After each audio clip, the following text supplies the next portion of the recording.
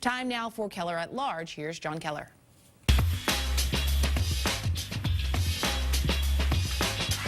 Good morning. Thanks very much for joining us. Well, next year, for the first time in 38 years, the nation's oldest civil rights organization, the NAACP, will hold its national convention right here in Boston. Here to talk about the decision to come to Boston and about much more is the president of the Boston chapter of the NAACP, attorney Tanisha Sullivan. Madam President, welcome. Thank you for having me. Always great to have you. We appreciate you coming by.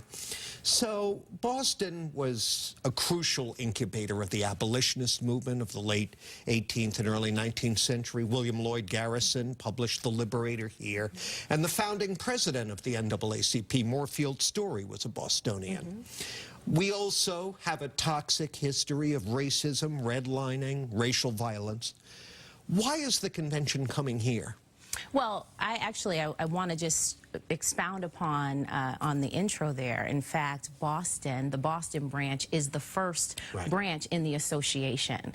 And so we have a rich, long history here in Boston as it relates to our relationship with the National Association. Much of kind of the early years of the organization was based on, was heavily influenced by people here in the city. And it's important to note that we're not just talking about black folks in the city. The organization was founded by a multiracial coalition of people who were committed to anti-discrimination. Story was a white man from Roxbury, right? Yes, and so we're excited about the National Association coming to Boston in 2020. And as you noted, we have, a kind of a thorny history, a thorny past, some might say a thorny present when it comes to race relations here in the city of Boston. But I do think it's important to note, look, we're not the Boston of the 30s, we're not the Boston of the 70s or even the 80s. There has been progress, as one would expect for any progressive city. That being said, there are still issues that we face here in the city of Boston, and we're looking forward to Boston serving as a fine backdrop to the conversations that will occur at the National Convention. Is there an intentional point or gesture being made by this siting decision? In other words, the Democrats are going to hold their convention in Milwaukee because they lost Wisconsin last time and they want to appeal in the upper Midwest and so on. What about the NAACP coming here? I don't think that it is, any statement on the part of our organization that we're coming to Boston. That being said, I do think as a city, we should take full advantage of this association coming to Boston. I think that there's an opportunity, yes, for us to talk about, how we have evolved over the past 30, 40 years, but I also think there's an opportunity for us to leverage this to talk about some of our challenges, the very real challenges that we have on economic inequality, educational inequities, health disparities here in the city of Boston. We're going to talk more about those in the course of this interview, but before we break here, that 2020 convention will come at a key moment in the presidential race.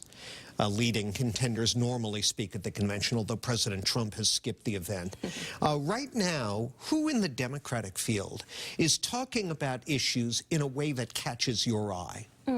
So, look, I think in the Democratic field, what we know is that we have more diversity there than we've ever had.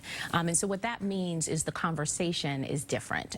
It does mean that we're seeing more, we're hearing more conversation about racial justice issues, gender equality, really causing us as a nation to be more reflective of these issues. And so I'm looking forward to all of the candidates helping us better understand where they stand on these issues, and even more importantly, what their vision is for helping to increase equality for all of us here in this country. I'm not trying to trap you into an early endorsement or anything, but has there been a moment, we got to take a break, but when you've been listening to the candidates and you said, oh wow, great point, that person is stirring the pot in a way that appeals to me? I think Several of them are. Look, I mean, whether we're talking about criminal justice reform or we're talking again about economic inequality and the things that we need to do to address those issues here in this country, education, I think all of them are talking about the right issues. I think where the rubber is going to meet the road is when we really get a chance to hear more about